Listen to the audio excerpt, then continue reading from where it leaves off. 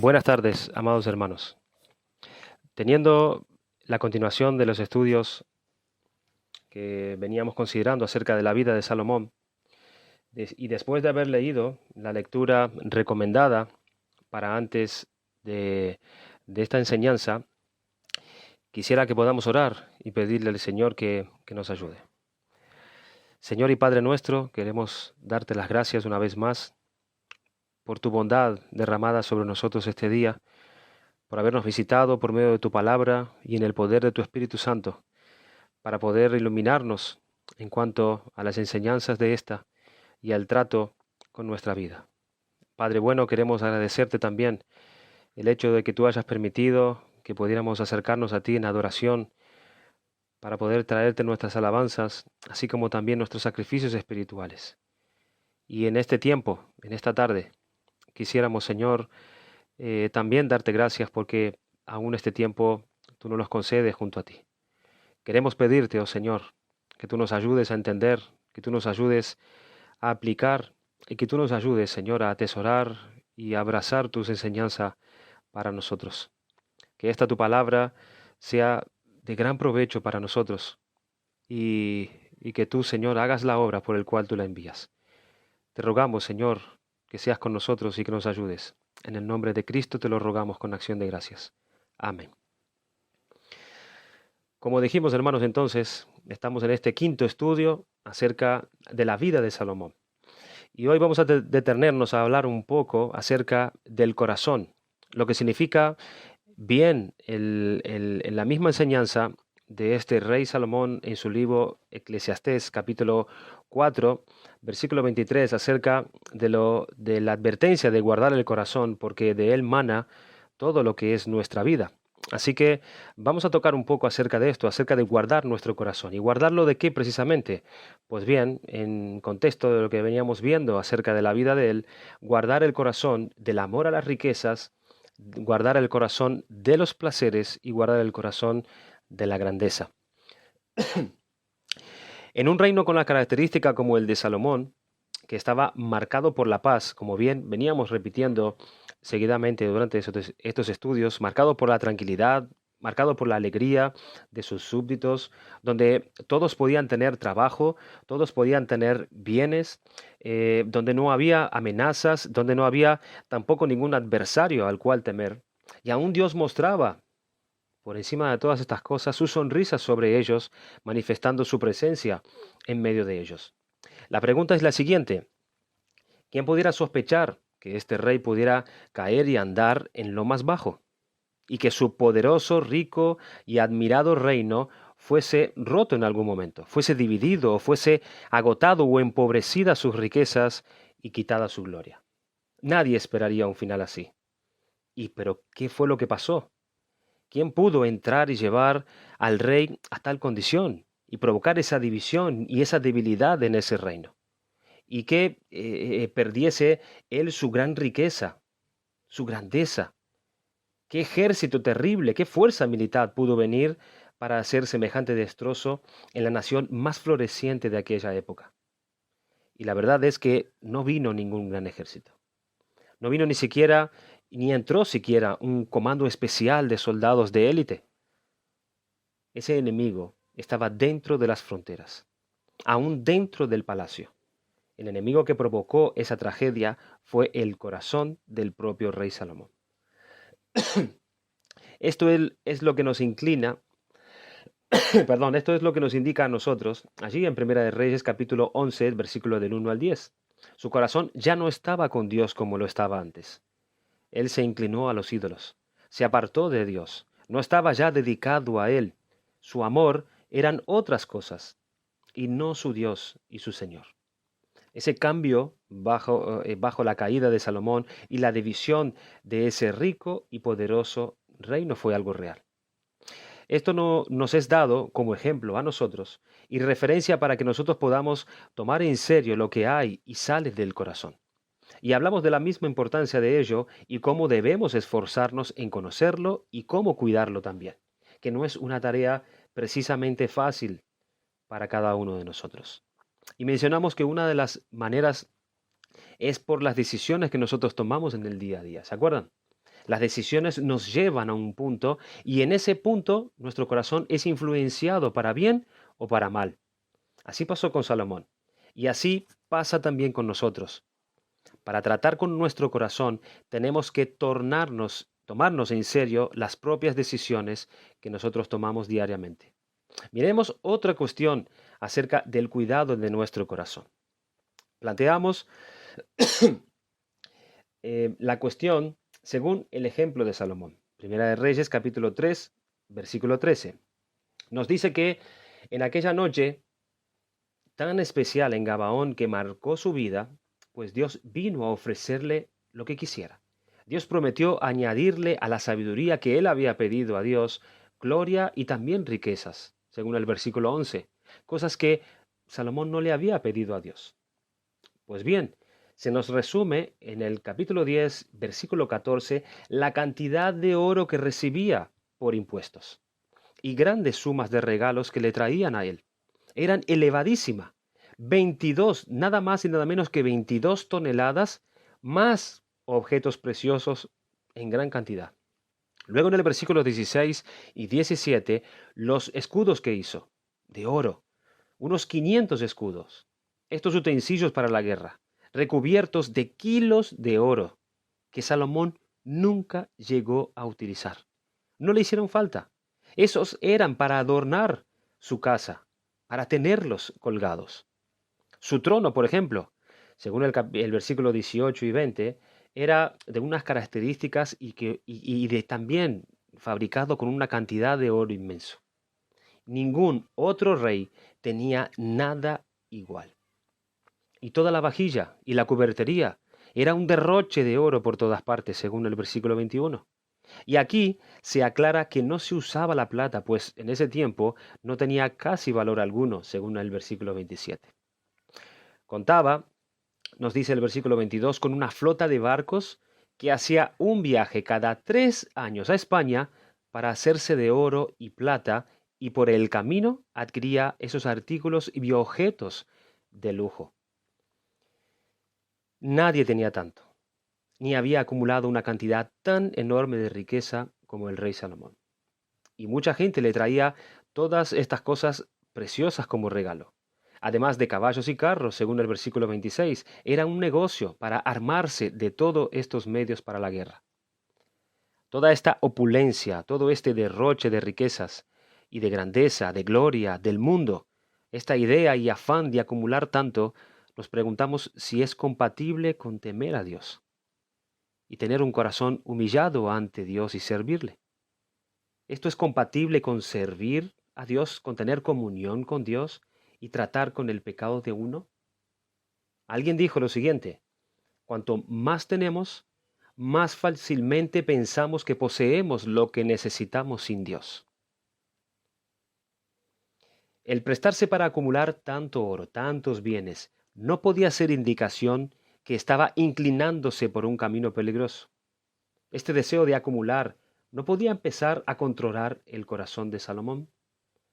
Dice en Deuteronomio 17:17, había escrito Moisés que el rey de Israel no debía darse a acumular riquezas, pero él tomó por ese camino. En Primera de Reyes, capítulo 3, versículo 13, aquella noche Dios le dijo que le daría riquezas y gloria, pero ¿cómo afectó su corazón toda esa ansia de acumular riquezas? Ya nos dice Pablo de los que quieren enriquecerse y del amor al dinero en Primera de Timoteo capítulo 6, versículo 9 y 10, cómo estos caen en trampas y les alcanza una serie de males. Dice así el texto: porque los que quieren enriquecerse caen en tentación y lazo, y en muchas codicias necias y dañosas, que hunden a los hombres en destrucción y perdición, porque raíz de todos los males es el amor al dinero, el cual, codiciando algunos, se extraviaron de la fe y fueron traspasados de muchos dolores. Contribuyó todo esto a apartar el corazón de Salomón de Dios, como nos dice en Primera de Reyes, capítulo 11:9. Y se enojó Jehová contra Salomón por cuanto su corazón se había apartado de Jehová, Dios de Israel, que se le había aparecido 2 veces. Salomón perdió totalmente de vista que la persona verdaderamente piadosa no se interesa en enriquecerse, porque dicha persona posee recursos interiores que le proporcionan riquezas muchos mayores que las que la tierra puede ofrecer. Por eso, con respecto a una vida genuinamente piadosa, Pablo dice dos versículos más arriba, en 1 de Timoteo capítulo 6, versículo 6, lo siguiente: pero gran ganancia es la piedad acompañada de contentamiento. En otra traducción dice así: y es una gran ganancia, a saber, la práctica de la piedad con satisfacción del alma. Esta es la vida de verdadera devoción a Dios. Es de provecho en todo sentido. Y lo dice también Timoteo, Pablo a Timoteo en el capítulo 4, versículo 8, porque el ejercicio corporal para poco es provechoso, pero la piedad para todo aprovecha, pues tiene promesa de esta vida presente y de la venidera. La vida piadosa es de beneficio en todo sentido, nos dice Pablo. ¿Por qué? Porque tiene promesa de vida tanto para el presente como para el futuro. La esencia y contenido de la promesa es esencialmente la vida que Dios promete. Es la comunión con Dios en Cristo, el amor de Dios derramado en el corazón, la paz que sobrepasa a todo entendimiento. Para todas esas cosas aprovecha. La completa devoción, la piedad o vida piadosa, siendo fruto en sí mismo de la gracia de Dios, no tenemos que olvidar eso, es un fruto de la gracia de Dios, pero da como resultado la creciente posesión o gozo de esta recompensa que Dios promete. Dios ha prometido esto y Él siempre cumple sus promesas. Y esta vida que Dios concede y que sobrepasa a toda otra bendición en términos de valor es tanto para el presente como para el futuro. O sea, para la edad presente o para la venidera. No puede cesar jamás esta promesa de Dios.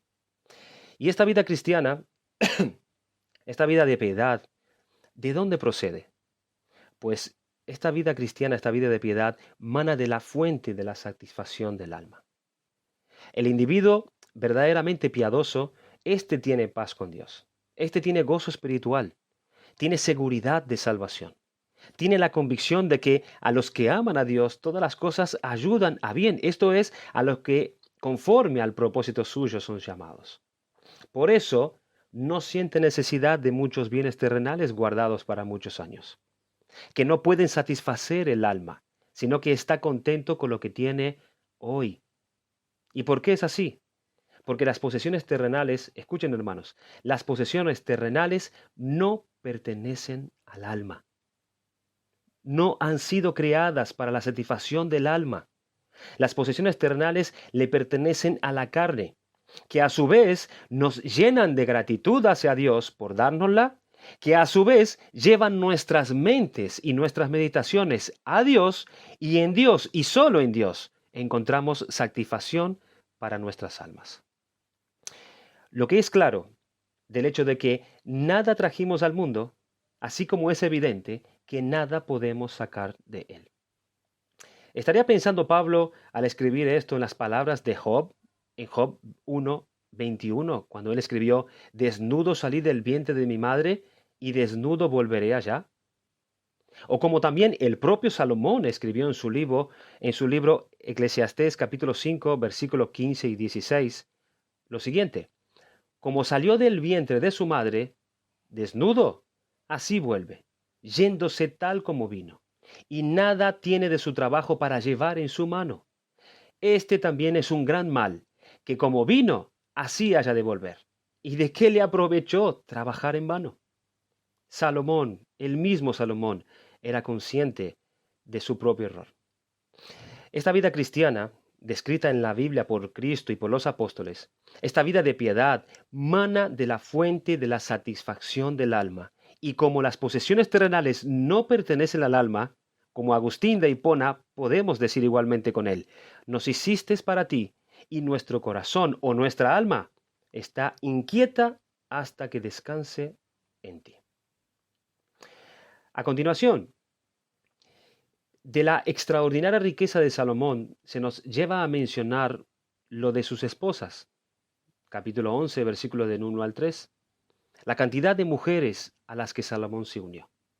Y nos podemos preguntar, ¿puede un hombre acaso amar con un amor fiel, con un amor entregado, con un amor exclusivo de esposo a tantas mujeres? ¿Ustedes han conocido alguna vez o han oído hablar de un hombre que haya estado con varias mujeres al mismo tiempo? Hablo de nuestro tiempo presente. ¿Has conocido alguna vez un hombre así, que haya estado con más de dos o tres mujeres a la vez? Y la pregunta es, ¿podrá amarlas de verdad a esas dos o tres mujeres? La verdad que por causa de nuestro propio egoísmo nos parece aún difícil amar a una sola mujer. Pero aún así, hermanos, aún así por experiencia lo podemos decir, podemos amar. Pero ¿y a las otras? ¿A las otras las querrá para otra cosa? Tenemos el ejemplo de Jacob, por ejemplo. Jacob tuvo dos esposas y dos concubinas, pero su amor, su corazón, en realidad era para Raquel. Dice en Génesis 29:18 que Jacob amó a Raquel y que estaba dispuesto a servir 7 años por Raquel. Pero a Lea, su otra esposa, él no la trataba igual. Dice en el capítulo 29, versículo 31, y vio Jehová que Lea era menospreciada por su marido Jacob. Lo mismo pasó con Elcana, el que sería padre del profeta Samuel, que tuvo dos mujeres, Ana y Penina. Primera de Samuel 1, del 4 al 5. Mas su corazón era para Ana, no para Penina, porque ese amor de esposo o ese amor de esposa es para uno solamente, o para una solamente. Sin embargo, Salomón, yo no sé si lo leíste bien, Salomón tenía 700 esposas y 300 siervas concubinas. Hermanos, hemos mencionado, si por causa de nuestro pecado nos es difícil, nos es complicado amar a una sola mujer, ¿cómo haremos para amar de la manera que Dios nos manda a 700 esposas? ¿Qué amor sería ese con que dice que Él las amaba? Podría ser más bien como el amor de Amón y Tamar. ¿Se acuerdan? En 2 de Samuel, capítulo 13, versículo del 1 al 4. Segunda de Samuel, capítulo 13, versículo del 1 al 4. Un deseo carnal que tenía este hombre por su hermana. Dice así la palabra. Aconteció después de esto que teniendo Absalón, hijo de David, una hermana hermosa que se llamaba Tamar, se enamoró de ella Amnón, hijo de David. Y estaba Amnón angustiado hasta enfermarse por Tamar su hermana, pues por ser ella virgen, le parecía a Amnón que sería difícil hacerle cosa alguna. Y Amnón tenía un amigo que se llamaba Jonadab, hijo de Simea, hermano de David. Y Jonadab era hombre muy astuto, y éste le dijo, hijo del rey, ¿por qué de día en día vas enflaqueciendo así? ¿No me lo descubrirás a mí? Y Amón le respondió, yo amo a Tamar, la hermana de Absalón, mi hermano. Y el resto de la historia, hermanos, nosotros ya la conocemos. Este hombre fingió estar enfermo, la trajo hasta su alcoba, hizo que ella le sirviera a él, dándole de comer, y él acabó violando a su hermana, obteniéndola por la fuerza. Y luego que él hizo esto, hizo algo aún peor. La despreció, la desechó y la trató como una ramera. Ese era el amor que él decía que lo estaba enloqueciendo a él por esta mujer. Esto es lo que podría haber detrás de esa relación con tantas mujeres que tenía Salomón, quizás. Serían solo móviles sexuales y compromisos con otros hombres poderosos y reyes y alianzas. Estas son las cosas que apartaron el corazón de Salomón de Dios y Salvador. Cuando ya era mayor, cuando él tenía aproximadamente unos 50 años, algo más, estas son las cosas que robaron el corazón de Salomón para que no fuera íntegro ante Dios. Estas son las cosas que sometieron el corazón de este gran rey y hombre de Dios a adorar a ídolos. ¿Escribiría a la luz de todo esto pensando en sí mismo Salomón en Eclesiastés capítulo 4 versículo 13 cuando él dijo, mejor es el muchacho pobre y sabio que el rey viejo y necio que no admite consejo? ¿Cómo guardar nuestro corazón a la luz de esto, hermanos? Bueno, con las bendiciones y dones de Dios, mejor a veces es renunciar a ellas. Notemos en todo este ejemplo que deseos de grandeza, deseos de placeres, la búsqueda del dinero fueron cosas que comenzaron a influir en el corazón del rey Salomón para acabar adorando ídolos y pusiese a Dios en un segundo término. Dios le dijo en Primera de Reyes capítulo 3 versículo 13 que le daría riquezas y gloria. Y la pregunta es cómo esas cosas que Dios le dio para su bendición hicieron que el hijo de David se apartara de Dios y fuera un idólatra. Si eso iba a ser algo dañino, ¿cómo es que Dios se lo dio igualmente? ¿Dios le dio algo malo a Salomón? Hermanos, de ninguna manera. Fue el propio Salomón, el corazón de Salomón, lo que hizo que esa dádiva de Dios, ese bien que venía de la bondad de Dios sobre él, llegara a ser dañino para él. Y vemos cómo nuestro corazón puede transformar las cosas buenas que Dios nos da en algo malo para nosotros. Observa a Salomón. Era mucho el oro, mucho el adorno, mucho ornamento, muchas mujeres. Él no supo poner límites a todo esto. Él no supo decir, hasta aquí, no más, ya es suficiente. Esto no es raro entre nosotros. Las mismas bendiciones con las que Dios nos enriquece y nos visita con sus favores, luego las podemos volver dañinas para nosotros, para nuestra vida espiritual o nuestra relación con Dios.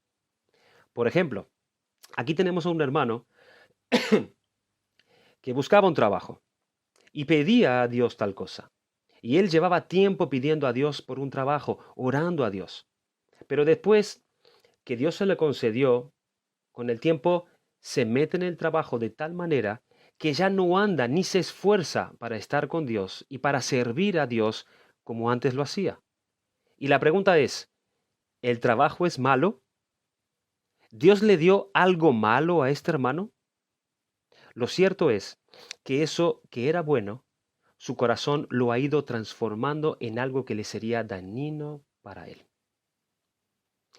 Otro ejemplo, esa hermana que rogaba a Dios que le bendijera dándole un esposo. Y no hay nada malo en eso es lícito. El querer tener una familia, el querer poder tener hijos. Esta hermana derramaba sus peticiones al Señor por esto. Y después de unos años se encuentra con eso. Dios le ha concedido su petición, le ha dado un esposo, le ha dado un hogar, le ha dado hijos.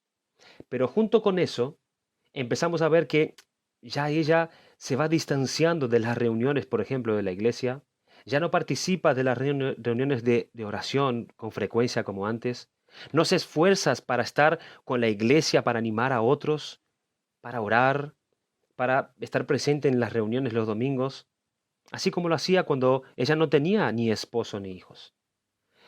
Pero sí es verdad que desde luego ahora tiene más ocupaciones. Esta mujer tiene un marido que atender, un hogar que atender y unos hijos que atender. Pero ¿qué ha pasado con su corazón? Ha empezado a poner al Señor en un segundo lugar. Ese fue el camino de Salomón. Con esas bendiciones que Dios le daba, ¿eran malas en sí mismas esas cosas? Por supuesto que no. Fue su corazón las que cambiaron esas bendiciones de Dios en cosas dañinas para él. Escucha cómo expresa en la oración de Nehemías, capítulo 9, versículo del 27 al 28. Entonces los entregaste en mano de sus enemigos, los cuales los afligieron. Pero en el tiempo de su tribulación clamaron a ti, y tú desde los cielos los oíste.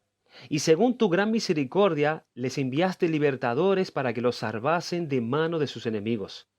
Pero una vez que tenían paz, volvían a hacer lo malo delante de ti, por lo cual los abandonaste en manos de sus enemigos que los dominaron. Pero volvían y clamaban otra vez a ti, y tú desde los cielos los oías, y según tus misericordias muchas veces los libraste. Cuando estaban en aflicción, cuando el pueblo estaba en aflicción, había un corazón para Dios. Y ellos venían y clamaban a Dios, y eran oídos por Dios. Y venía Dios y les traía la paz y el sosiego y los libraba de sus enemigos. Pero luego el pueblo usaba esa misma paz para apartar su corazón de Dios y volverse a lo malo nuevamente. Pero no podemos atribuirle a la paz de Dios el extravío del pueblo, ¿verdad? Sino que el motivo de su extravío es el tener un corazón perverso y engañador. ¿Cómo se puede hacer tal cosa?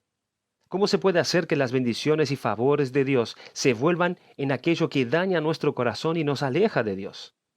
Esta es la pregunta. ¿Cómo puede convertirse el trabajo, la familia, los hijos, nuestra tranquilidad y nuestra prosperidad en algo que daña nuestras almas? Podemos estar pasando por un tiempo, por ejemplo, donde el trabajo esté siendo demasiado, esté siendo mucho, que uno tiene que pasar horas y horas trabajando por la situación que requiere.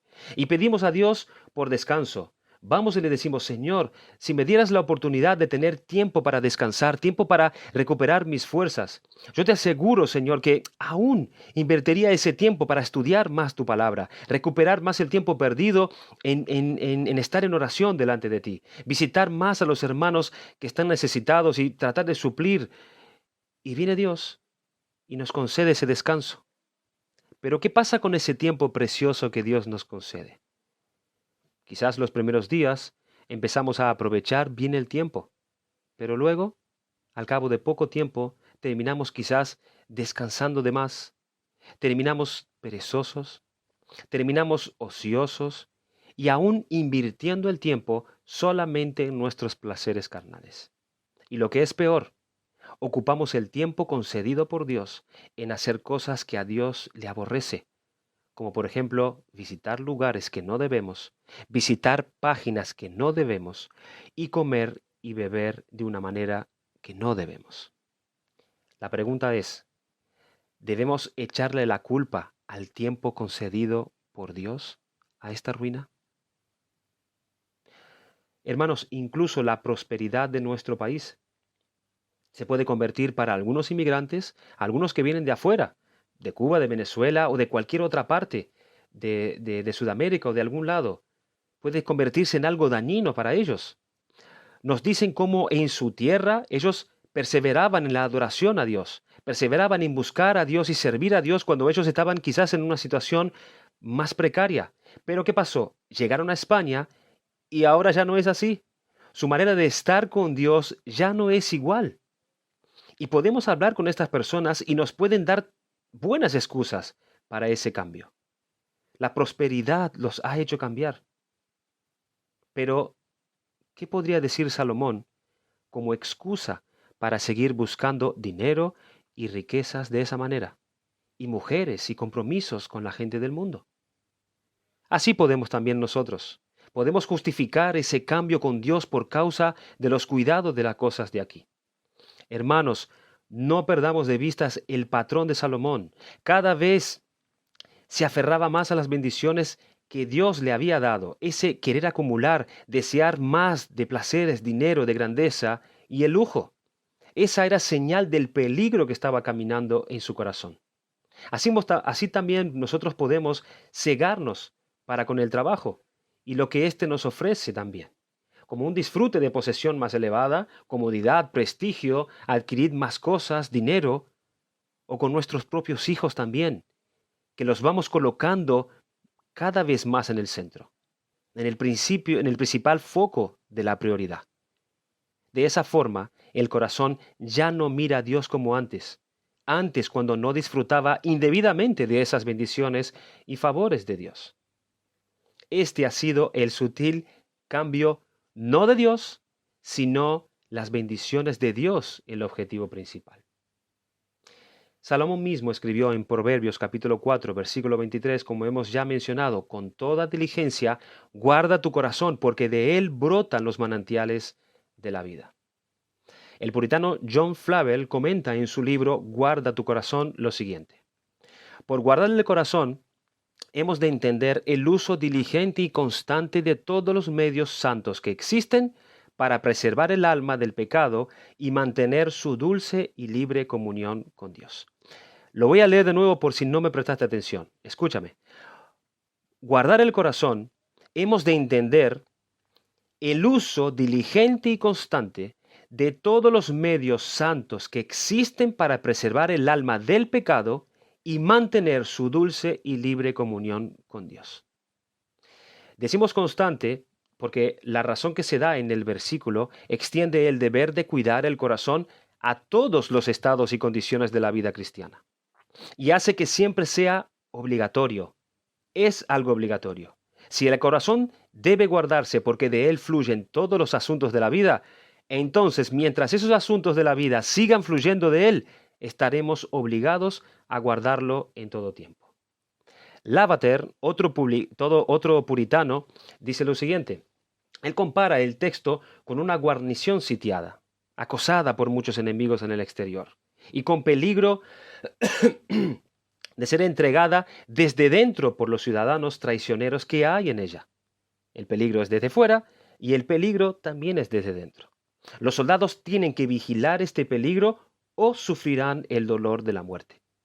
Y aunque la expresión guarda tu corazón parece imponernos el trabajo a nosotros, no implica que seamos suficientes para hacerlo, hermanos. Somos tan capaces de gobernar y ordenar nuestros corazones en nuestras propias fuerzas como lo seríamos de detener, por ejemplo, el Sol en su órbita o de hacer que un río corriese en sentido contrario. Si pudiésemos hacerlo, también podríamos ser nuestros propios salvadores y guardadores. Pero Salomón habla con propiedad cuando dice, guarda tu corazón, porque el deber es nuestro, eso es cierto, aunque el poder es de Dios. El poder que tengamos dependerá de la fuerza motivadora y ayudadora de Cristo. Repito, el poder que tengamos para guardar nuestro corazón dependerá de la fuerza motivadora y ayudadora de Cristo. La gracia en nuestro interior depende de una gracia que no es nuestra. Lo dijo Cristo en Juan capítulo 15, versículo 5. Separados de mí, nada podéis hacer. Nosotros tenemos el deber, sí, eso es cierto, y lo debemos ejercer en todo tiempo, pero el poder proviene de Cristo. Esto es lo que Dios había mostrado a Salomón en la primera visión. Recuerda que vimos cómo se había dado a conocer en esa primera visión que tuvo de él en Primera de Reyes capítulo 3 versículo 5 o la segunda visión en el capítulo 10 versículo 13, cómo aquel de donde viene todo don celestial, todo favor y bendición, nada de lo que él necesite le faltaría. Dios se lo proveería. Él es suficiente, Él es generoso y dispuesto a darle mucho más. Es el Dios que provee de todo bien, con el fin para que su corazón esté vuelto a Él. ¿Cuál es el fin por el cual Dios bendijo tanto a Salomón? El fin era para que su corazón esté vuelto a Él, no a las cosas que Él nos da. Eso era fundamental, era lo que mantendría el corazón de Salomón en el sitio adecuado, a saber, en Dios y no en las cosas creadas. Y nosotros debemos entender que esto es Cristo para nosotros.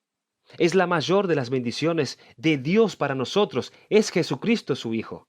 Y engloba y abarca todas las bendiciones de Dios para nosotros. Lo dijo Isaías en el capítulo 9, un niño os ha sido dado, hijo os es nacido. Os has nacido hoy en la ciudad de David un Salvador. El énfasis no cae en que, que ha sido nacido, sino que es para nosotros. Allí es el énfasis. Dios nos ha dado la mayor de todas las dávidas, que es Cristo, el mediador, el Salvador, el Señor que gobierna en el cielo y la tierra. Él es el mayor bien que tenemos de Dios, porque con Él Dios nos da también, juntamente con Él, todas las cosas según Romanos capítulo 8, versículo 32. Y en Primera de Corintios capítulo 1, versículo 31, Cristo nos ha sido hecho por Dios sabiduría, justificación, santificación y redención. Todos los bienes que necesitamos por Cristo lo tenemos garantizado. En Cristo tenemos sabiduría, en Cristo tenemos nuestra justificación, en Cristo tenemos nuestra santificación y en Cristo tenemos nuestra redención. Y no lo dice el texto, hermanos, pero por supuesto que en Cristo tenemos nuestra glorificación también. ¿Y para qué? Para que no nos volvamos y nos aferremos a las cosas y las bendiciones que Dios nos da, sino a aquel por quien las recibimos, o sea, Jesucristo mismo. Para que lo busquemos a Él, para que cuidemos nuestra comunión con Él por encima de todas las cosas, Así, hermanos, es como nosotros guardamos nuestro corazón, usando todos los medios santos que existen para preservar el alma del pecado y mantener la dulce y libre comunión con Dios. Para eso, para esto nos dice Pablo en 1 capítulo 7, versículo del 29 al 31, pero esto digo, hermanos, que el tiempo es corto.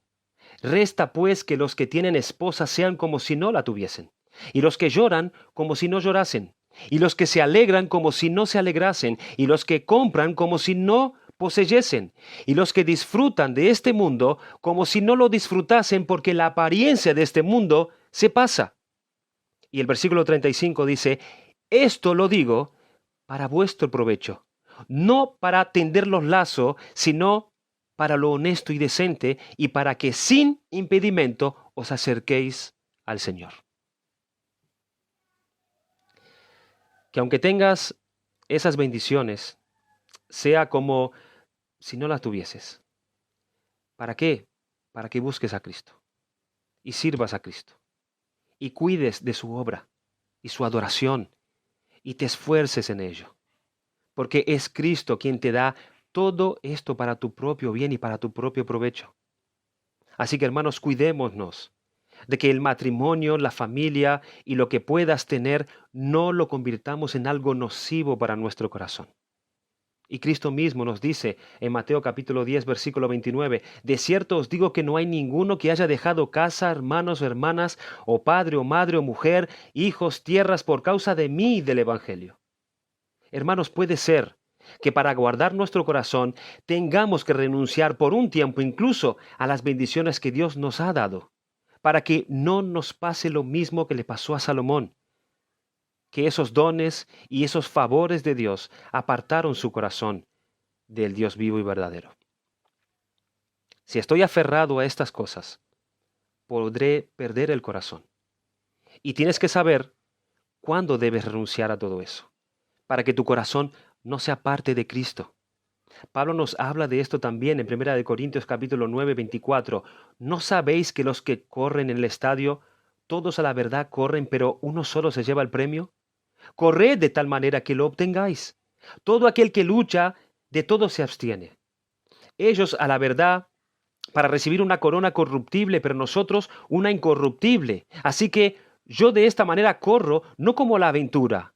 De esta manera peleo, no como quien golpea al aire, sino que golpeo mi cuerpo y lo pongo en servidumbre, no sea que, habiendo sido heraldo para todo, para otros, yo mismo venga a ser eliminado.